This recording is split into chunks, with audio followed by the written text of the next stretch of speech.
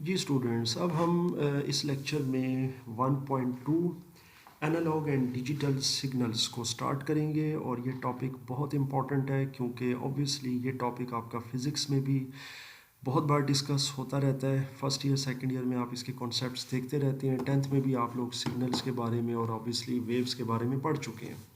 और अगर आप ये डायग्राम देखें 1.2 का एनालॉग सिग्नल्स का, तो आपको काफ़ी हद तक समझ आ जाएगी कि जनाब ये एक तरह की आपकी साइन वेव बनी हुई है और किसका काम करिए। खैर, हम चलते हैं जी एनालॉग सिग्नल्स की तरफ।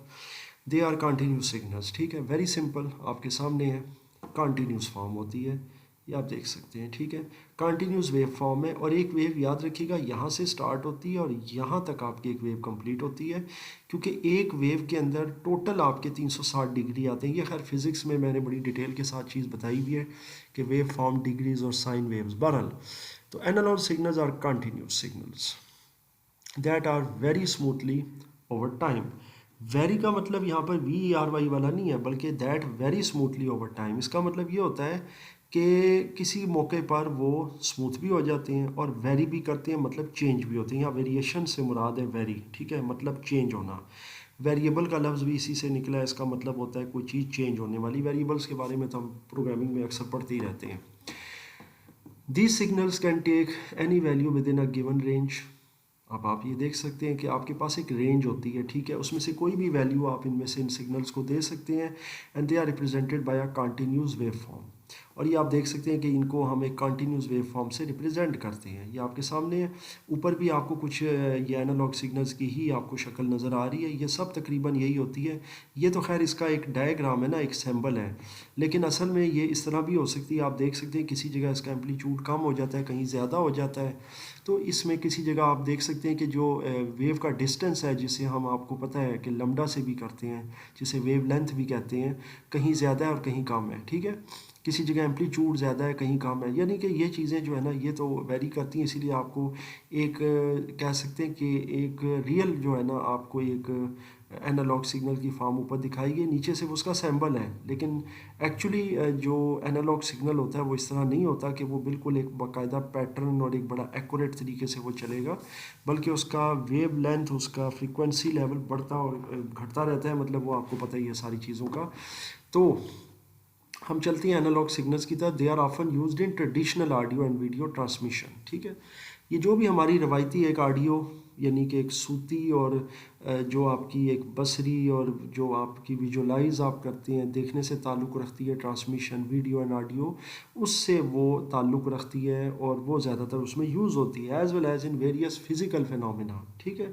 और आपके बहुत से जो फिज़िकल क्वांटिटीज़ हैं फ़िज़िक्स में, आपको आप पढ़ भी चुके हैं, और फिनोमिना हैं, उनके अंदर भी यूज़ होती है, ठीक है। मिसाल के तौर पर अब हम देखते हैं पुराने ज़माने की ऑडियो जो कैसेट्स होती थी, जो टेप्स वगैरह हम सुनते थे और सॉन्ग्स वगैरह, ठीक है, उनमें फिर इसी तरह ये जो VHS टेप्स थी, जो VCR वगैरह में होती थी, VHS stands for video home system, तो उसमें बहुत ज़्यादा हम देखते थे ये बाकायदा VCR में, VCPs वगैरह में यूज़ होती थी। फिर इसी तरह ह्यूमन स्पीच है, जैसे अभी मैं बोल रहा हूँ तो मेरी ऑडियोबल फॉर्म है, तो वो ऑडियो सिग्नल्स जो वाइब्रेशंस हैं हवा के अंदर मेरी, वो ट्रैवल कर रही हैं, वो भी इस तरह की कंटिन्यूस फॉर्म है। इसी तरह एनालॉग टेम्परेचर रीडिंग्स हैं, ठीक है, ये तो आपको पता ही है। फिर एनालॉग वोल्टेज सिग्नल्स हैं। तो ये सारी जो है ना, ये कंटिन्यूस फॉर्म है एनालॉग सिग्नल्स की। अब हम आते हैं डिजिटल सिग्नल्स की तरफ। They are discrete. डिस्क्रीट का मतलब होता है जो चीज़ काउंट हो सके, ठीक है। इस तरह नहीं है कि जो मतलब काउंट नहीं हो सकती कंटिन्यूस है, बल्कि जो काउंट हो सकती है, जैसे 0101, तो इसको डिस्क्रीट कहा जाता है। So they are discrete binary signal that represent information using a series of discrete values. और उसके अंदर आप किसी भी इंफॉर्मेशन को रिप्रेजेंट करते हैं सीरीज़ ऑफ डिस्क्रीट वैल्यूज़ से। ये आप देख सकते हैं, यहाँ पे आपको शक्ल में भी नज़र आ रहा है 011 011 011। तो ये एक बाकायदा एक सीरीज़ चल रही है डिस्क्रीट वैल्यूज़ की, जिसमें वैल्यूज़ काउंट हो रही हैं। दे आर अदर मतलब इसको आप कह सकते हैं कंटिन्यूस फॉर्म में नहीं है, बल्कि ये काउंट हो रही हैं, ठीक है। These values are typically represented by zeros and ones, where zero usually represent the absence of signal या नो सिग्नल, या इसको यूँ भी कह सकते हैं कि ऑफ।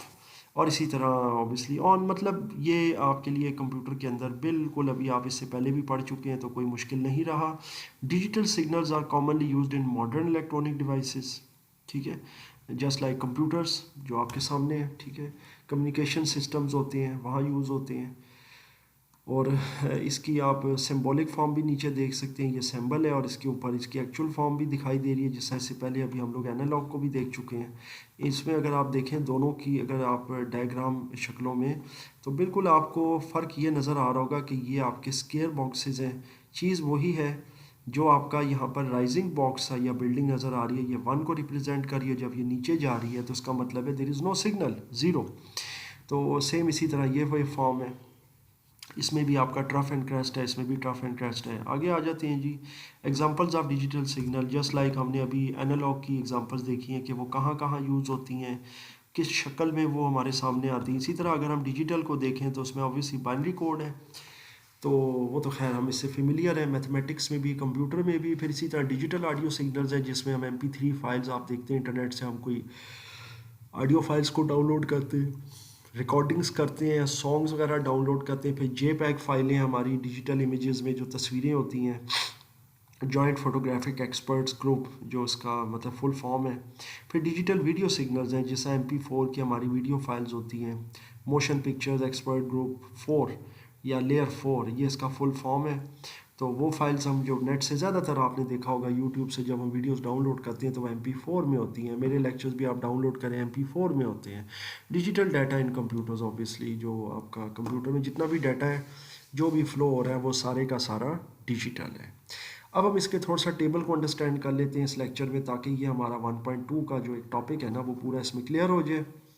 और मेरी कोशिश होती है कि मैं बहुत डिटेल के साथ चलता हूँ। यही वजह है कि मेरी यही कोशिश होती है कि मेरे हर वीडियो के अंदर एक टॉपिक मैं प्रॉपरली उसको जो है ना वो टच करूँ, और जितना भी काम हो वो कंप्लीट यानी उसकी जो रेफरेंस है और एक्सप्लेनेशन है वो उसके अंदर मौजूद हो। अभी आपके सामने एनालॉग और डिजिटल का ना एक कंपैरिजन है एक टेबल में, ठीक है, वेरी सिंपल। अगर आपके शॉर्ट क्वेश्चन में ये आता है तो आप इसके 3 से 4 पॉइंट्स लिख सकते हैं। कोई ज़रूरी नहीं है कि आप ये सारे याद करो, ठीक है। ये सिर्फ समझाने के लिए होता है आपको। और ये 8 पॉइंट्स इनके जो दिए गए हैं ना, ये इसलिए है कि आपको ये ज़ाहिर है जब आप सारे समझ लेंगे तो उनमें से पेपर के अंदर आप कोई से भी 3-4 पॉइंट आप आगे पीछे करके भी लिख देंगे मिसाल के तौर पर। ज़रूरी नहीं कि एक तरतीब के साथ जो भी पॉइंट आपको याद आ जाए, लेकिन ये होना चाहिए कि आपस में कंपैरिजन उनका ठीक हो, तो फिर आपके लिए वो बेहतर हो जाएगा। ये नहीं कि यहाँ से आप उठाएं D grades over long distance और उसके आगे लिख दें लिमिटेड डिस्क्रीट वैल्यूज़, तो वो थोड़ा सा ना वो इनकम्पैटिबल सा हो जाता है।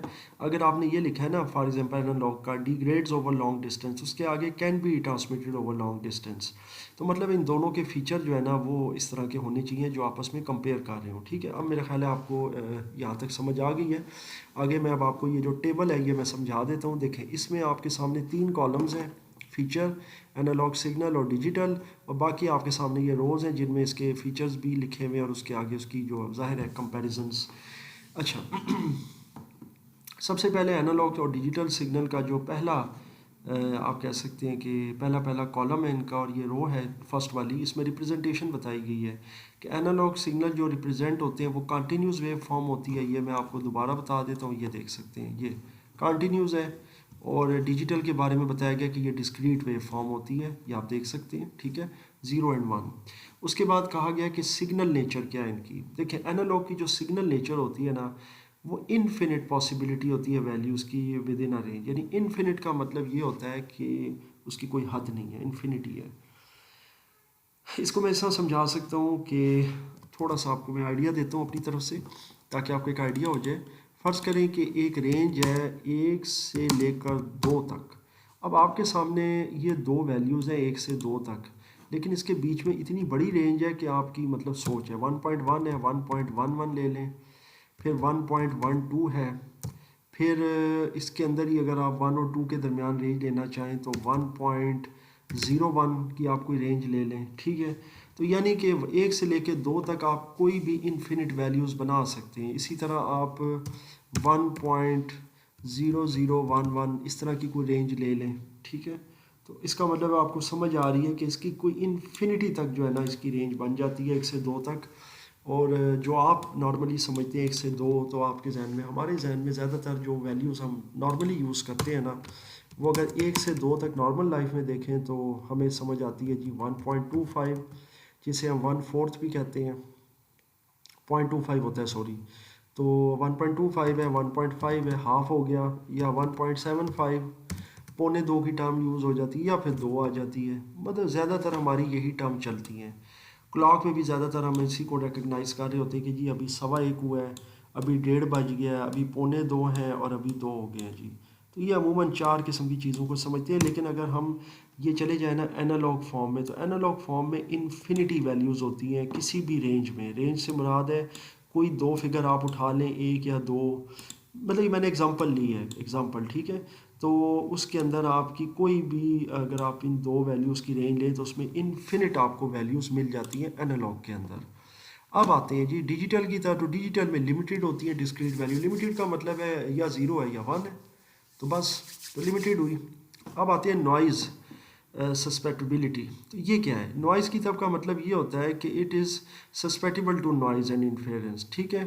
यानी कि मतलब इसमें नॉइज़ भी आपको मिलेगी, इंटरफेरेंस भी हो सकती है, एनालॉग सिग्नल डिस्टॉर्ट हो सकते हैं, डिस्टर्ब हो सकते हैं। यानी यूँ कह लें एनालॉग सिग्नल जो होते हैं ना, उनमें डिस्टर्बेंस भी आ सकती है, नॉइज़ भी आ सकती है। ये पुराने ज़माने में जब हम टेलीफोन्स के अंदर कम्युनिकेशन में एनालॉग सिग्नल देखते थे तो उसमें बहुत ज़्यादा जो है ना डिस्टर्बेंस होती थी, ठीक है। टीवी सिग्नल्स में होती थी और इस तरह की चीज़ों में। डिजिटल जो है ना सिग्नल वो इससे पाक है, मतलब they are more resistance to noise and interference. So it's mean के दे आर आइडियल, ठीक है, they are ideal in terms of noise and interference. अब आते हैं जी नेक्स्ट ट्रांसमिशन की तरफ। एनालॉग की जो ट्रांसमिशन है ना, अगर इसको लंबे फासले तक लेकर जाएं, लॉन्ग डिस्टेंस तक, तो ये डिग्रेड होती है, ख़राब होती है। यानी ये लंबे जो डिस्टेंस होते हैं या फासले होते हैं उसके लिए एनालॉग सिग्नल जो है ना वो प्रेफरेबल नहीं है। लेकिन जो डिजिटल सिग्नल्स हैं ये एक लॉन्ग डिस्टेंस के लिए प्रेफरेबल है, दे आर आइडियल। यानी they can be transmitted over long distances with less degradation. और फिर इसके अंदर डाटा और इसके अंदर जो उसकी क्वालिटी होती है वो कम डिग्रेड होती है एनालॉग के मुकाबले में। अब हम आते हैं स्टोरेज और रिप्रोडक्शन की तरफ।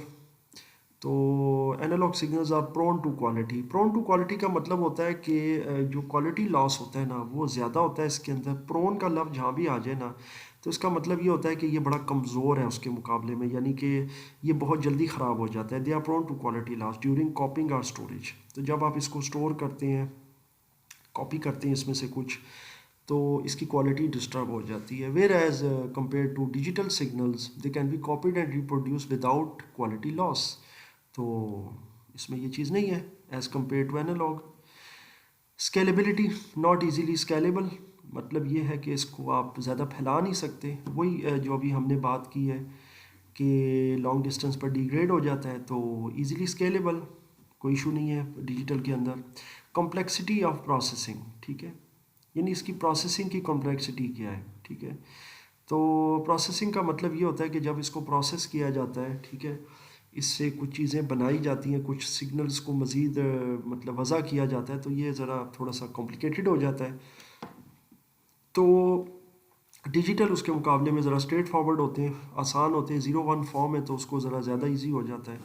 फिर एग्जांपल्स देखें तो जैसे इससे पहले भी हम पढ़ चुके हैं कि एनालॉग जो है ना वो तमाम कंटिन्यूस डाटा होता है जिसमें टेम्परेचर रीडिंग्स होती हैं, आपकी वाटर का फ़्लो होता है, एयर का प्रेशर या फ़्लो होता है, बहुत सारी चीज़ें आ सकती हैं एनालॉग के अंदर, ठीक है। स्पीड वगैरह आ जाती हैं, गाड़ियों के स्पीडोमीटर वगैरह आप देख लें, मोटरसाइकिल वगैरह के, वो भी एनालॉग के हवाले से होते हैं। एनालॉग मीटर्स होते हैं घरों के अंदर, आपने देखे होंगे पुराने जो एनर्जी मीटर्स होते थे जिनमें वो एक सुई होती थी, ठीक है, और एक उसके अंदर बाकायदा प्लेट उसके अंदर मूव हो रही होती थी, तो वो मतलब सारा एनालॉग है। तो डिजिटल जो होते हैं ना वो डिजिटल इमेजेस, डिजिटल सिग्नल्स हैं। हमारा सबसे जो इसका मैं समझता हूँ बड़ी एग्जांपल है डिजिटल की, वो हमारे डिजिटल कंप्यूटर्स हैं, हमारे लैपटॉप्स, हमारे कंप्यूटर्स, हमारे मोबाइल फ़ोन्स, डिजिटल कैमरास। तो ये तमाम चीज़ें जो हैं हमारी वो डिजिटल सिग्नल्स की एग्जांपल हैं। सो आई एम श्योर कि इस लेक्चर में आपको 1.2 एनालॉग एंड डिजिटल सिग्नल अच्छे से समझ आ गया। फिर भी अगर इसमें किसी किस्म का कोई क्वेश्चन या कोई मसला हो तो मुझसे ज़रूर डिस्कस कीजिएगा।